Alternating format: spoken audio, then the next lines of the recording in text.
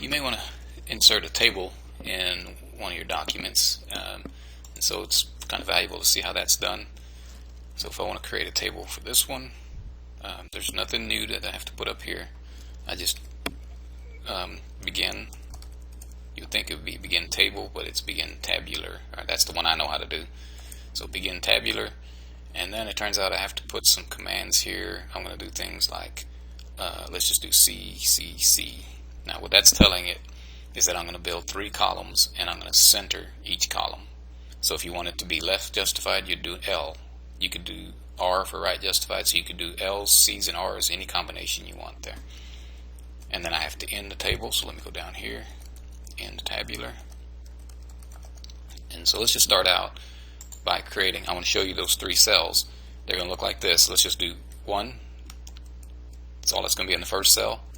And then you separate the cells by an ampersand. 2 and 3. And whatever I type is what's going to show up in that cell. And then, just like when I was doing the align equations, you have to end that first line with double backslash. That's telling it to end that line. And then you go to your next line and say, maybe I want to put to actually show a line. So I'm going to say H line. That'll actually underline that whole first cell. And let's just look at that one. And so that'll be the start of my table if I did everything right. Yeah, so you can see I've got, well, I don't want that in front of it. I do want a blank line there because I don't want that word with it. Anyway, so there's the start of the table. If it's too close to that, I can always put some VSpace in here to get it away from that other one. Okay, so now compile it. And I messed it up again because I'm supposed to have a blank line in between there. So there it goes. Okay. Now the second line, you just enter it the same way. Now let's put some other things in. If I want to put words, I can.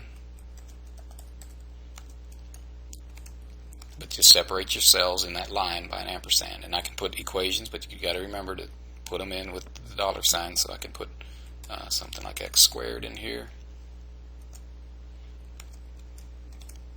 And then the last one, you can even enter figures, I think, but I'm not going to put that in here. Whatever else you want to put in. And then you do that. If you don't put the underline, you don't have to. The H line, I put my H line down here. I kind of snuck this one in between. I want to put it back where it was. Okay. I don't think you want any blank space. I think it'll give you an error, so I'm going to go ahead and take that blank space out of the middle of my table. Anyway, that'll put a second row in my table. And it's got them centered. But now, if you want it to actually put these vertical bars, you can do that back in here and tell it where you want them. You just go put the vertical bar. There's that key on your keyboard.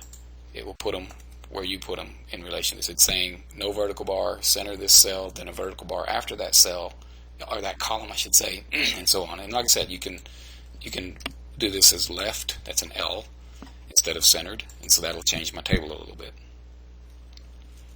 Now it's kind of hard to see on that one. Let me do it this one as a left as well, because you'll be able to see for sure that that top one's not centered anymore. So you can see you got it left justified, so forth. If you want a double line, you just put a double H line in there, and it will understand that to mean you want a little bit more pronounced line. So you can put more columns by just telling it right here that you want more columns. If you want vertical lines, you put them in. So now, but I got to go back and fix these because now I've got 5 cells in each line. So this would have to have something here,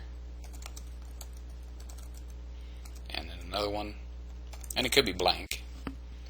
That's fine, but then this one also is going to need 2 more cells added to it.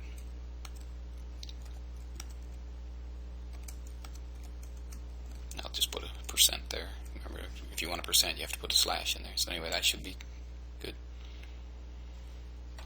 And if you want to box this whole thing in, you can put an H line before the first cell, or first row, and you can put an H line after the last row.